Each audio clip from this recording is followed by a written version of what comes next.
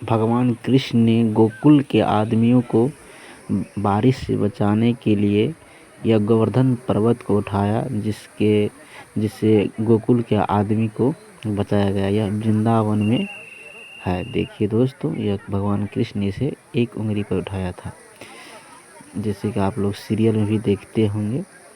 यह मथुरा में बनाया गया है। बहुत अच्छा तरीका से डिजाइनिंग किया गया है, जो कि बहुत अच्छा है।